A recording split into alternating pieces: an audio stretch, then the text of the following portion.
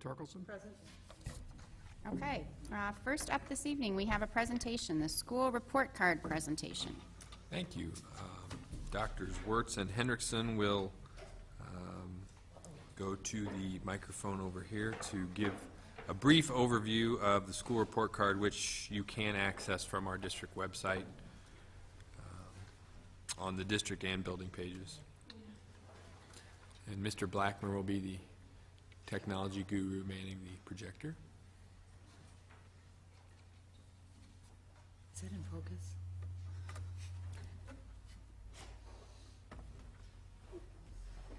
Thank you, Dr. Asman. This is something that actually is on our webpage. And so, although it's a little bit difficult to see at this point, board members, you have a copy, and audience members, you can certainly look at it on the webpage. This is something that the school district is required to put out every year, and actually has a lot of exciting data on it that we're happy to share tonight. We're going to just go over some highlights.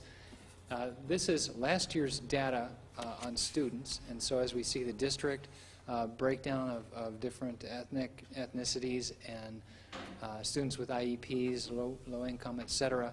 Two things I wanted to point out. The total enrollment last year was 951. You see that on the far right column over there where Nate's pointing. And the mobility rate is two columns to the left, Nate, 4.2. Mobility rate, meaning this is the percentage of students that move in or out of the district during the year. This is pretty low, and it contributes to our success as a district because we have students that stay here for many, many years, and that helps a lot because when they graduate 8th grade, they are a product of our system. Moving down then, you see per pupil teachers, per pupil administrators. Down at the bottom of it, class sizes. Again, these class sizes were last year and not the current year, but very good class sizes in relationship to the state. Time devoted to teaching is up a little, Nate. So it's still on the first page, right there, at the bottom there. This indicates the amount of minutes that we do. These are guidelines, and when you average it out per week of instruction, that's what you would see. Turn it over to Dr. Asman for the next part. I just have a couple of brief indicators that you can see there on the screen. Nate, if you could go back up just a little bit. Thank you. Where you see there I have one missing here. You know what, I was supposed to do this part, Dr. Asman. I was I'm going to sorry. say, I put you on the that's a spot missing here. piece there. This is information about teachers at the top, where we're looking at ethnicity of teachers. More importantly, the next section there is percentage of teachers with master's degrees. We see 67.9% of our teachers have master's degrees or above in relationship to the state, which is 57%. This varies how many new teachers we have in the district, but typically our teachers pursue these higher degrees fairly quickly in Lake Bluff, and we're quite pleased with that. And Dr. Asman. You see there on school district finances is the next measure there. You'll see the average teacher salary and the average administrator salary. Once again, that data is from last year, and so or actually that's even 2 years old. So those numbers will actually start to go down as we've reduced administration. And then I'd referred to the next slide, or the next thing at the bottom there, the indicator down there last month, saying that there would be 1 year of some data that's skewed. And this is what I'm talking about here, where you see 58.7% of our expenditures are in the other category. That other is Lake Bluff Elementary School. So since we had all of that money dedicated towards building a building, it played with all the other ratios. So not that this data isn't important, but next year's data will look a lot different because we were done building the building. So what would you take off that percentage? Do you have an idea? Well, typically you're looking at other, well, let's just look at it. Instruction typically is more around that 46% line you see from the state. Of the total for that year, almost half was for construction costs. Okay. Right. So an other is, it's a catch-all. It's everything that's not instruction, general administration. Yeah. Mm-hmm. So, next year those ratios will look very different. That's it. Okay, and then there you go, Nate. All I want to show you there is, as we all know, The state average for dependence on local property taxes is closer to 60%, just south of that. And then ours is 85%, but then another 8.4% of ours is other local funding in the form of tuition payments for kindergarten or for registration fees of some sort. So when you put that together, we're talking, 93% of our revenue is derived from within our district borders. So that's good or bad, depending on your perspective. I prefer to look at it as good because we're not dependent upon the state, and we don't want to be.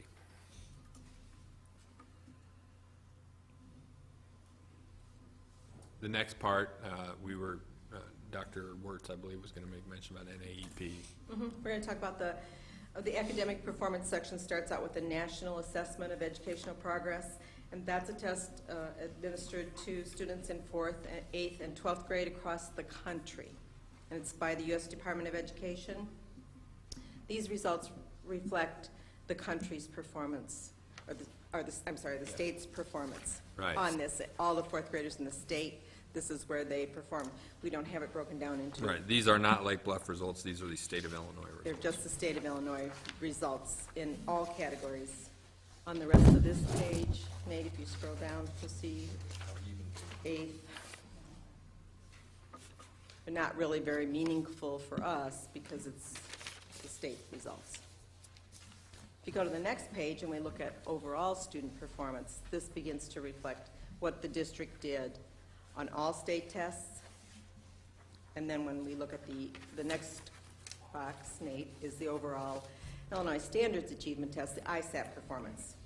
And it shows the district for 2008, 9, and for 2009-10, and you see the district improved in their percentage points, as did the state in their percentage points. So it's a positive trend. Then we look at ISAT performance by grade level, and it gives you the 2 years. It does not give us 2 years because the state is unable to recognize Lake Bluff Elementary opposed to Central. Since we've changed names of schools and combined, they don't give us the combined report. And I worked with the website trying to get it today. There's no way. We can do an assessment report later that will break down that and show better trends because they are positive trends. But we look at Lake Bluff Elementary opposed to the state, and you see we do in every grade level as you look perform higher than the state, which is positive in what we want to see. But we want to look more closely at our data and demand more from our students to look really, and that's why we use MAP data and CBM data and ISAT data and teacher reports and performance on what they do in class as opposed to peers to really assess how our students are doing. This is a benchmark for us, and we want to pay attention to this data, and we want to look at the trend and make sure we're always improving and increasing our scores, but it's not the only piece of data that we look at, and don't consider it the most important at this point. And then Andy will talk a little bit more about a grade level breakdown.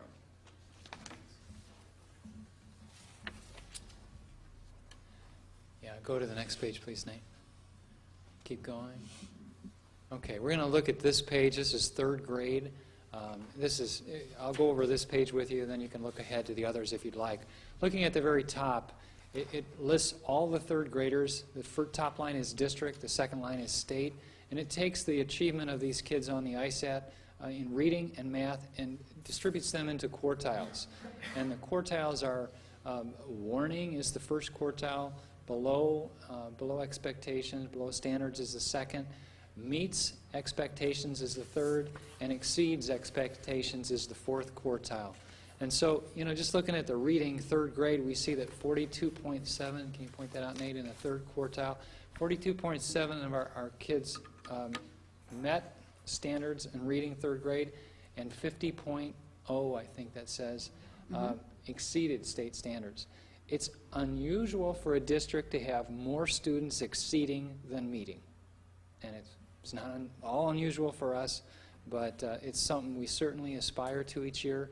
And you'll see that throughout a lot of the grade levels that our exceeds group is larger than our meets group, and we have very few students in the 1st and 2nd quartiles. In math, it's even more dramatic. 74.2% of our kids exceeded standards, 24.7 met. So when you combine those, 99% of our students met or exceeded state standards in math. Below that now, it breaks it out by gender, so you can compare male and female achievement, see if there are differences that we should address. And these are the things that Ann Wirtz and I look at, and if we see red flags, then we address them.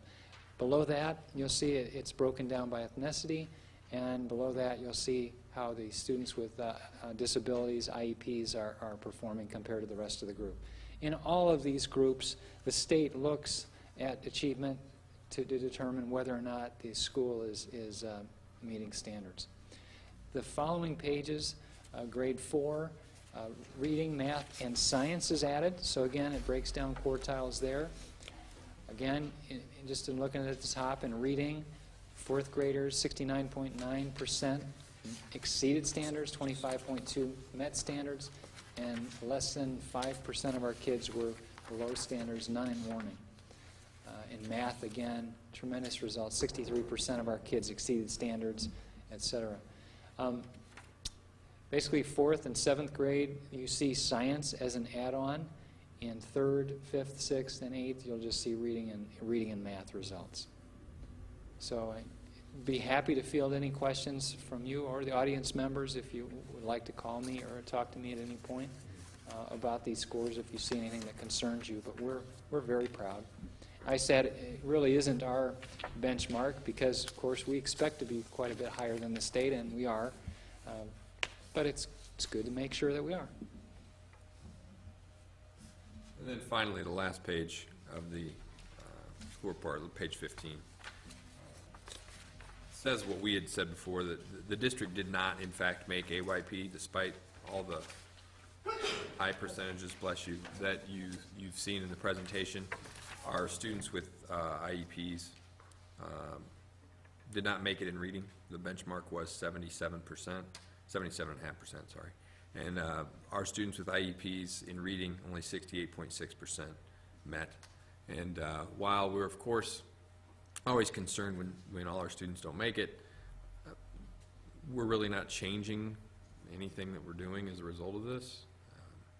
Students have IEPs for a reason, and we feel that we would rather attack their individual education plan and enact their individual education plan than go after and figure out why they're not scoring a certain way on an ISAT exam one day out of the year. So while we are always concerned, I don't want to make it look like this is something that we're really going to change anything that we do other than continue to evaluate everything that we do, but that doesn't make it any different than anything else. So of course we would like to have made it, but we didn't, and we'll continue going forward. But I would commend our special education staff and regular education staff when students who have identified needs for their individual education and have documented reasons why they are not necessarily achieving up to grade level, and yet 68.6% of them are still achieving at grade level in reading, despite these noted deficiencies, is a credit to our staff and to the students and to their parents. So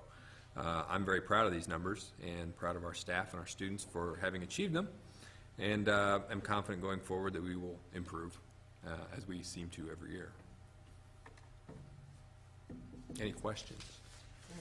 Question. One of the charts that kind of jumped out at me, back on the first page, at the bottom, time devoted to teaching core subjects, and I did a quick add, and think I'm reasonably close, that we're significantly lower than the state in terms of time devoted to core subjects. And I may have my guesses, but I'm wondering why that is and what's going on there if somebody looks at the website and sees that. Looks like about 49 minutes less or something like that. Are you looking specifically at, say, 6th and 8th grade? No, bottom of page 1, at least on our page, it says Right. time devoted. Which grade levels are you Oh, looking? I went all the way across. Because I'm seeing like 3rd grade, 60 Yeah. minutes versus 59. I am seeing some significant. some ones. English language arts, 3rd grade, 25-minute difference in Yeah. Yeah. Yeah. You know, some of that, it could be, and I should definitely look into this, might be what we're counting. Are we counting spelling? Are we counting some silent reading? How much of our language One of my block? suspicions was that we devote more time to fine arts and physical ed than perhaps many districts. Yeah, yeah. And what we count as, Yeah. for example, would we count world language Right. as language arts? You know, it could be argued that it is in a sense, but I doubt we are. And I'm not saying that to be critical at all. Yeah. It's my understanding that, you know, some of these other areas actually enhance academic development. Yeah, I don't know that these numbers support or refute that, but they certainly correlate with that, yeah. that a more enriched program is probably showing. For example, we show 15 minutes more each day than in social studies, third grade, 45 for us, 30 Yeah. for the state. And Right. you know that a lot of that is reading in the content area where we're reading social studies. Should we count that as language arts or And maybe not? some of it's just how it's counted. Maybe so. Well, and I would say, Al, that that's a great point to bring up, and I can only bring the experience that I have in 5 other school districts. But speaking specifically about our middle school, this is the first middle school I've been associated with that has as much time devoted to foreign language, world language, as this. The everyday, you know, the opportunities our students have in art and in music, both choir and band, and life skills and other things that we've deemed important, drama. You know, these are opportunities that our kids are having that I've not seen other kids have in other districts, Is that that's enhancing their academic achievement. which I think is commendable. Our students do very well, and I think that it goes to what we value here. Obviously, we value language arts and science and math as well, but I think it's great for our kids to be able to be given these opportunities that many other students aren't. Yeah, great point. On the acceptable yearly progress, so the district has not been identified for district improvement according to the AYP specifications of federal No Child Left Behind. I assume that's because this is year 1 of Right. this? That's right. So if this happens again next year, which is possible, certainly, what kinds of things could happen? We would have to submit a school improvement plan regarding how we would remediate these. For that specific area that's not meeting, obviously, right. So, Other districts in this area certainly, according to the Tribune, are experiencing the same thing. there are very few districts left that aren't Right. experiencing this. This number is going to continue, the 77.5 is going to continue to go up. Next year, it's 85, right? 85%? All right, so I guess we're going to be doing a remediation plan next year, it sounds like. Next year, that would be more of us really just crafting a plan and having to submit it. If it goes beyond that, to be real honest with you, I'm not really sure, because by then it's 2013, and I have really no idea how many school districts there are in the country. But at that point, you'd have how many thousands of different school districts that aren't making it. Yeah, right. And supposedly by then, the government's taken them over. You know, You mean a government other than us? yeah. You know, that's the plan, so I really don't know. And I don't know that anybody could tell you what it is, because they haven't reauthorized this bill yet. And they have done the typical, well, let's wait until the election. Well, now the election Right. has happened, but now they'll have to get together, and then they'll say, well, we have to be together for 6 months. And then after 6 months, they'll say, well, there's another election coming. Okay, So so, then they have to get elected. so our strategy, I mean, I'm not, you know, personally, I guess I'm not really objecting to it. I mean, we're going to probably do a remediation plan. And at this point, it doesn't sound like there's really much else to do, other than what we know we have to do. And we're just going to kind of wait and see. And I think that's really all we can do. Well, personally. and that's a great point, and I think really what our perspective from the school district is there's always a sense of urgency for us to do well. Yeah, right. But I have been very outspoken to our staff, and our administrative staff specifically. Compliance is really kind of a low-level issue for us. If to be compliant with the state, let's spend as least amount of time as we can on that as humanly possible. Yes. Because we'd rather spend our time teaching kids. And so we'll deal with the compliance issues, and we're still in that compliance level that we'll try to involve as few people as possible, because we would rather devote our time to what we feel time should be devoted towards. So at this point, almost nobody will see any difference because of what has happened. with us not making AYP. Okay. Because we don't feel that it's any more of a problem than, our students aren't at 100% attendance, I mean, we want our kids to be there every day, but we know some kids are going to get sick. And so we're not going to have 100% attendance. We want every kid to be at 100% meet and exceed in all standards, but we know some kids aren't going to be because of very good reasons. And so we're going to try every day to make sure they do well. And if we make AYP, great. So all these districts are going to be running around trying to benchmark off each other, and we're all going to be asking what the other's doing. The other's going to say, I don't know, what are you doing? It's the old analogy of if you're out hunting, you don't need to be faster than the bear, you need to be faster than the guy you're hunting. Okay. So we just need to stay ahead of enough schools that we'll see what happens to them. All right, thank you. Next agenda item, communications. Any communications or questions from visitors? Okay, there being none, we will move on to reports. Kate, if we could have you come up and give the PTO report. Hello, excuse me, bit of a cold. So I'm going to give you a quick update of what the PTO has been up to. We just had our first holiday vendor boutique. We raised about $800. We had 12 vendors there.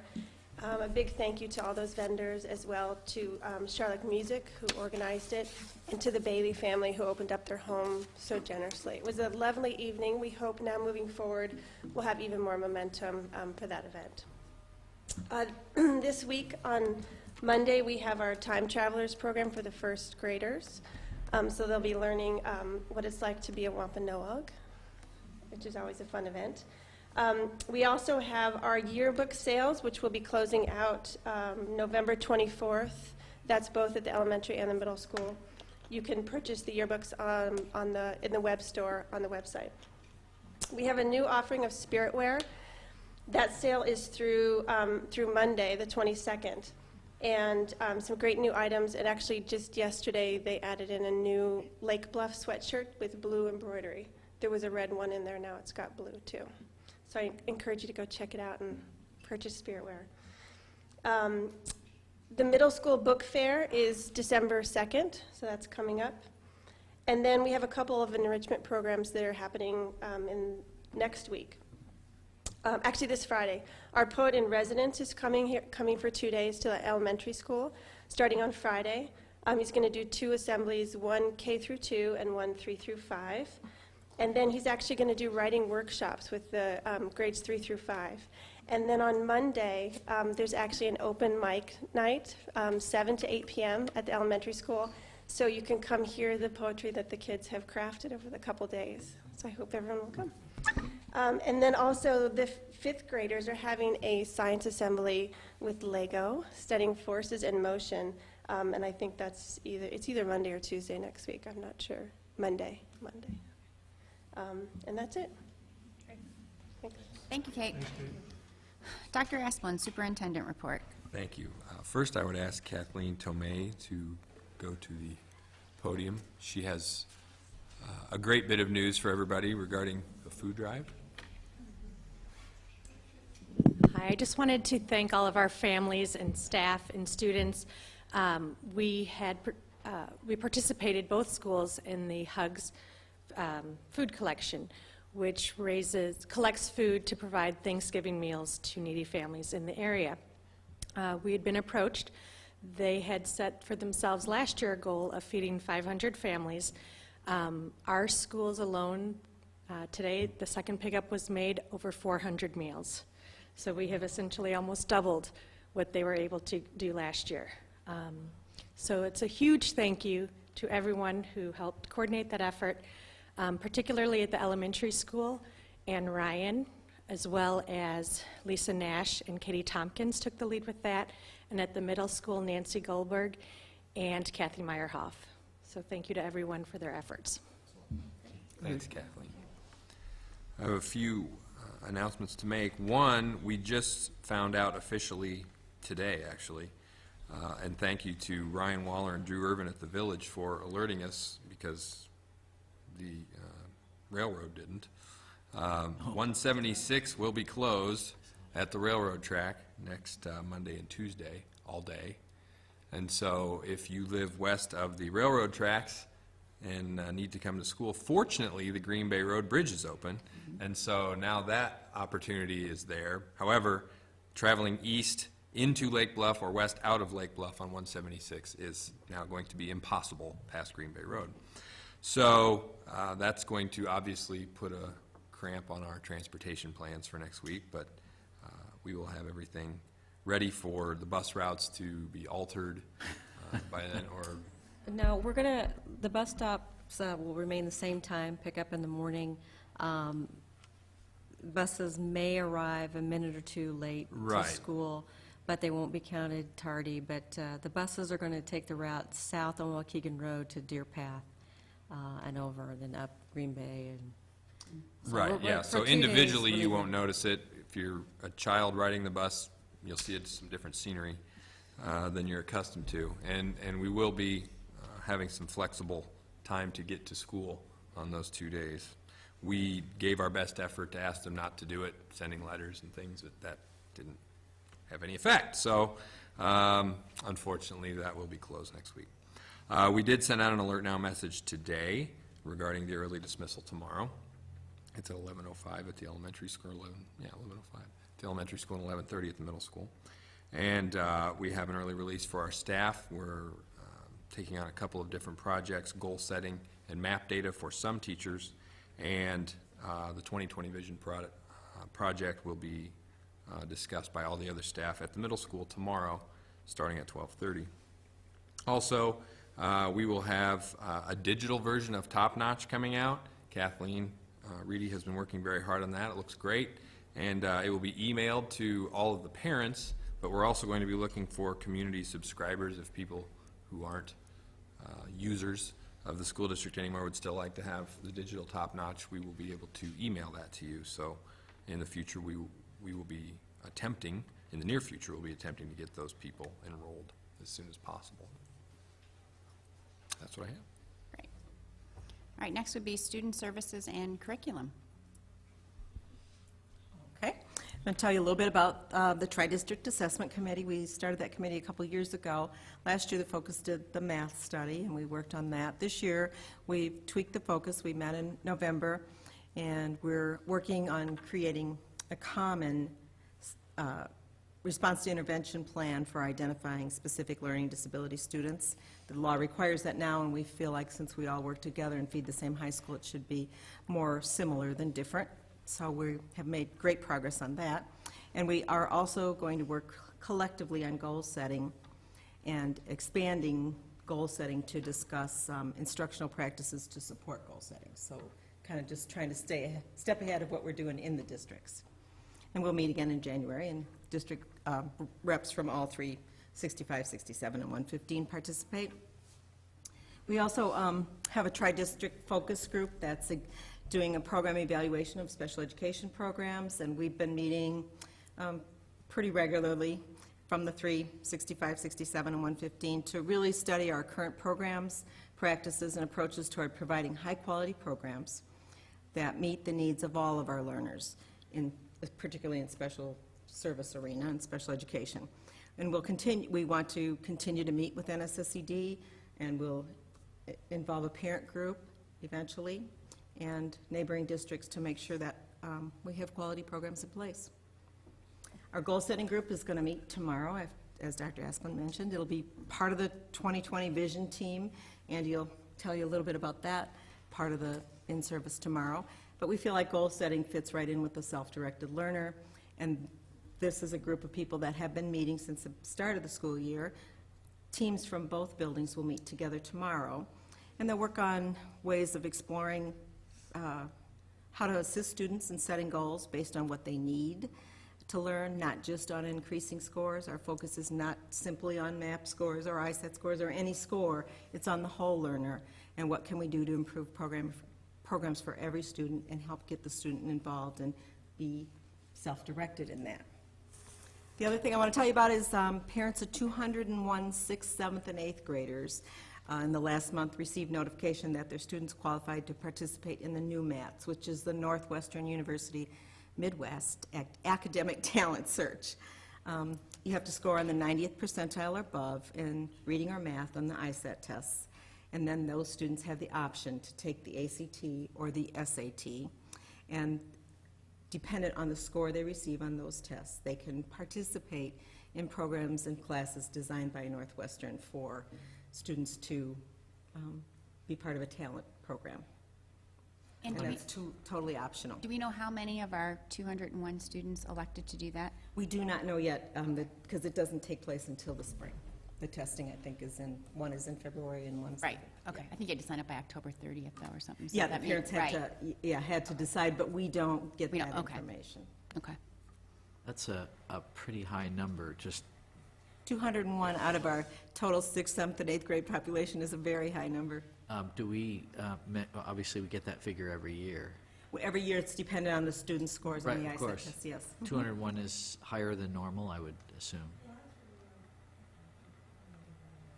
Yeah, I think as our ISAT scores increase, the number of students will increase. Yeah. So that's yeah. positive. I think that would have been out of about 350 students. Yeah, yeah. Score 90th percentile or better on something, yeah. One or the other. One or the other. Something, yeah. Some students did both, but doesn't Right. have, Okay, That's great. good. it's good. Fantastic. The staff development curriculum report. I'd like to begin by asking Al Fifehouse to give us a bit of an update on 2020 vision. Both he and Mary Jane Brady have been involved in kind of helping us shape and guide this. And Al, if you would. The 2020 vision is where we're housing or lodging our 21st century skills work, but it's a little bit broader than just 21st century skills. And there are several different activities and thrusts going on. We did have a fairly broad leadership group that gathered last week at the middle school that included parents, some faculty members, the enrichment team, Dr. Henry, Andy, and Mary Jane and I. And what was perhaps a bit unique was that we included 3 students in that group, 3 middle school students. And another educator that I know from one of the Lake Forest schools saw that and said, oh, wow, that's different. And so I thought that was kind of neat. And the students did participate and brought a lot to those discussions. Another area that is just getting cranked up is a whole faculty study group, and that tomorrow is the first session, and that will continue throughout the year with the faculty choosing within the various groups available as they begin to try to embrace the 2020 vision and the 21st century skills. I think we said this last month, but we've chosen the self-directed learner as the one particular area of focus this year, and it doesn't hurt to bring that up again, and that has largely to do with the students taking responsibility, more responsibility for their own education, and not just doing what they're told, but beginning to take some active leadership in their own education in that way. So our staff's going to be learning all about what it takes to do that and to enable our students to do that. So it's kind of exciting to see this roll out. So it's neat. Thank you. Great update.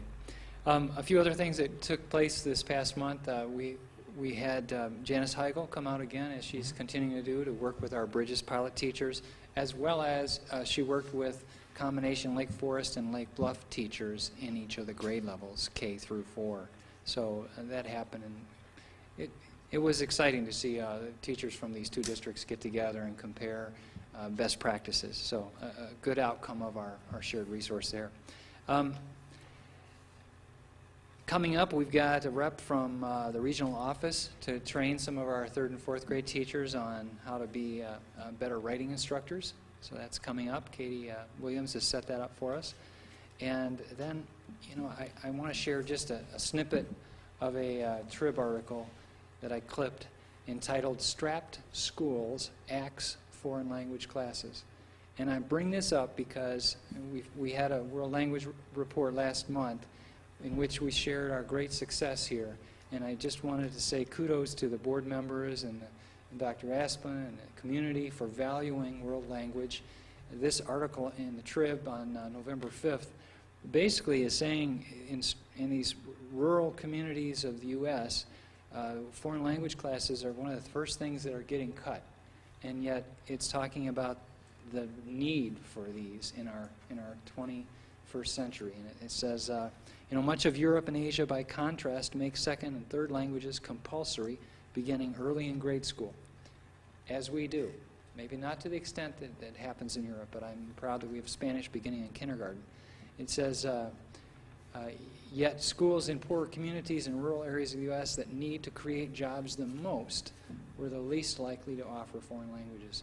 Again, the article points to the need in the 21st century of global awareness and globalization of jobs. Another interesting thing I want to point out, it says, one reason is that, well, let me back up. One of the reasons people say, well, most people speak English, why do we need to speak another language? It says here, one reason is that English is not the most spoken language on the planet. 1 in 5 around the world speak Mandarin Chinese. 1 in 5, outnumbering the native English speakers 2 to 1. So again, we're a bit egocentric here in the U.S. It is excellent that this community is valuing the need for world language instruction, and kudos to you. Thank you. Thanks, Andy. All right, next would be the president report. I do not have a report this evening, so we will move on to standing committees. First one, District Curriculum Committee. No? Right. Thank you for that update earlier. NSSED. Does not meet in November, so we did not meet. Okay. Finance and Facilities. Did not meet. Okay. Shared Services. We met, and basically it was again to talk about the 2020 and how all 3 districts are really keeping this concept alive and excited about it and what we can all do and learn from each other. So it's great to see all the integration happening, and a lot of people discussed how they were pleased by the articulation, specifically brought up the example of world languages, how high school teachers came and saw what was going on at the middle schools, and how we're excited to see that articulation continue in all the areas. So it's a good meeting. Great. Strategic Plan. Nothing to report. Okay. Green Team. No? Okay. Social Committee. Haven't been very social. Okay. Next agenda item would be action items. The first one being personnel recommendations. Someone wants to read the I motion? move that the Board of Education approves the personal recommendations as per the attachment. Okay. Discussion? So you see there, you've got one resignation from Johnny Santos, whose last day was today, our maintenance man at the elementary school. Tough loss for us, but great deal for Johnny. He will now get to spend more time with his family. His travel time has been greatly reduced because Johnny lives very far from here. So this is a good opportunity for him, but tough for us. So.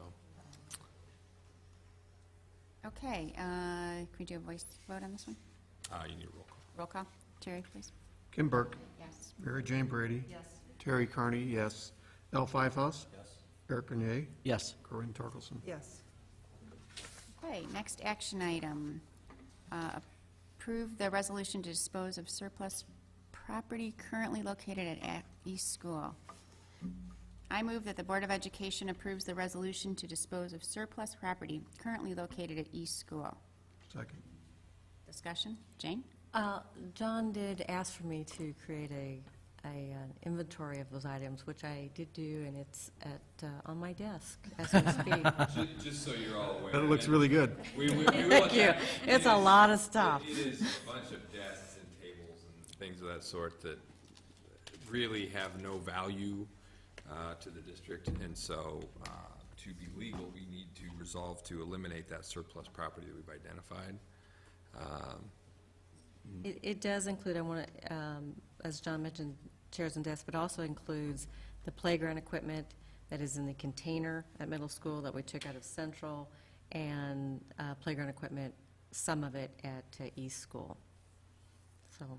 We would like to make Mr. Blackmer happy and remove the container at the middle school parking lot.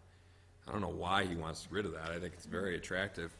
Yeah, no, in all seriousness, that really should get emptied. So So can we donate these things? we're attempting to donate as many as we can. Working on it for weeks, because we need the building to be empty shortly after calendar year, so. So we're trying very hard. Neighboring school districts, and it's not that easy. It is Yeah. not that Wow. A lot of the stuff is not great. Playground equipment, a lot of people are very fearful of taking used, Sure. for liability reasons, so, and they have to pay, qualified people to install it, but it's not as easy as one would think, but we're making every effort to donate it and get rid of it as usable as possible. We don't want to send it to a landfill, but we do have time constraint as well. Is a lot of it furniture, desks and chairs? It's mostly furniture. It's desks, chairs, Right. some old metal file cabinets, Right. lunchroom tables. Do you remember that program that Verco had? Do you remember Verco, the furniture Verco. company? Yeah, I know you do, that's right. That it had for recycling furniture. Again, it's a matter of, we would have to ship it with Verco, I can tell you that. Down to Arkansas or wherever they are.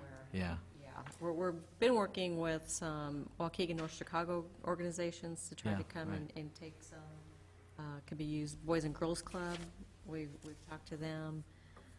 Okay. And I was in the elementary school the other day, there were some nice new chairs in the office. I mean, the nice stuff we've moved and used. Yeah, in and the- there's, a Right. lot, actually, I think the village today, we were in a meeting with the village, and I think we're gonna replace some of their conference room chairs with some chairs that we have. So we're trying, but Okay. again, it's, And we donated some furniture to our new office space in the basement down there. We've reused a lot of it, but this is just stuff that a lot we, of stuff vacated by the school when they left that hadn't been used for the last year. Right. We have relocated some desks for storage, so when they have population shifts and students and that. But there's just a lot of stuff that accumulated in that school over many, many years. It was open for a while, I think.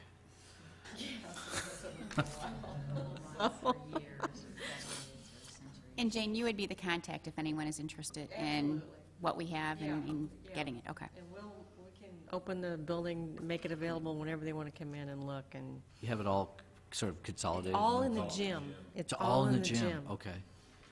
they can't have the mural. That's in the gym too. Yeah. They can't. It's all in the gym. Okay, any other discussion on this one? Can we, okay, voice vote on this one. All of those in favor? Aye. Aye. Any opposed? Okay. Next action item, approval of resolution for tax levy. Move that the Board of Education approves the resolution regarding the estimated amounts necessary to be levied for the year 2010. I second. If we could have a summary of this? Well, as we've been trying to share with the community over the last few months, we do anticipate an increase in the tax rate, and that's not unique to Lake Bluff. Anybody living anywhere in Lake County at least is going to see that. And my school district, I think I'm expecting a good 15 to 20% increase. However, when you translate that to dollars, we're going to look at less than 3% increase in our dollars collected over the previous year. So the tax rate increase is simply due to the decrease in equalized assessed valuation. Any other discussion on this? Okay, This is within, I'm sorry, the PTEL formula that, or not PTEL, but the formula that allows us to do this? Yeah. Right, it is PTEL, that's right, okay. So we're not doing anything out of the ordinary with that? Okay. and all of the information is still on the website, correct, Kathleen? I haven't been on there today. Yes, okay. Great. There is you're going to have some kind of public hearing on it? There will be a public hearing, and the Truth in Taxation law dictates that we only have to have, the black box, et cetera, if we're 105% dollars more than the previous year. We're not going to reach that, but we still believe it's the correct thing to do to do the full Truth in Taxation. So you'll still see the black box. We'll have the public hearing prior to the December regular board meeting on December 14th. So it'll be business as usual with our tax levy. And that truth and taxation hearing is at 6:30, correct? Okay, thank you. Terry, roll call, please. Kim Burke. Yes. Mary Jane Brady. Yes. Terry Carney, yes. Al Pfeifhaus. Yes. Eric Cornier. Yes. Corinne Torkelson. Yes. Okay. Next action item, possible action as a result of executive session. There are none. Next action item would be the consent agenda. I move to approve the following items on the consent agenda as listed in our agenda and displayed on the TV viewing screen. Second. Okay, any discussion on the consent agenda items? No? Okay, Terry, roll call, please. Kim Burke? Yes. Mary Jane Brady? Yes. Terry Carney, yes. Al Fivehouse? Yes. Eric Renee? Yes. Corinne Turkelson? Okay, next action item, new business. NSSED letter of notification. Right, I've talked about this before, but just a reminder, next month, per the Articles of Agreement with NSSED, we will be recommending that the board issue a letter to NSSED indicating our intent to explore the possibility of severing our relationship after an 18-month period of review. Okay. And so all this letter is giving us the option in June of 2012 to end our relationship with NSSED. It doesn't say that we are ending our relationship with NSSED. All it's saying is we now are exercising our right per the Articles of Agreement with NSSED to explore and then possibly sever our relationship, which NSSED knows. We've had meetings with them, and as Dr. Wirtz said in her report, we will be having other meetings as well. This is really just kind of the, I guess, second step. Our first step was starting the exploratory process. The second step is to issue this letter, and then the next step after that is to continue down that road and have more meetings and more analysis of data to make sure that we're doing the best thing that we can for our students and taxpayers. Okay, so that will be a formal action item on our December agenda. Yes. Okay. Any other new business anyone wants to add? No? Okay, old business, board retreat, January 8th, Just have it as a 2011. placeholder to remind everyone. And it was 8:30? 8 a.m. We'll have it in our new conference room. Okay, Hopefully the HVAC will be I was gonna say. hopefully the working Temperature works. accordingly. and the snow won't be there. And the snow won't be there. It won't be snowy at all. It'll be 70.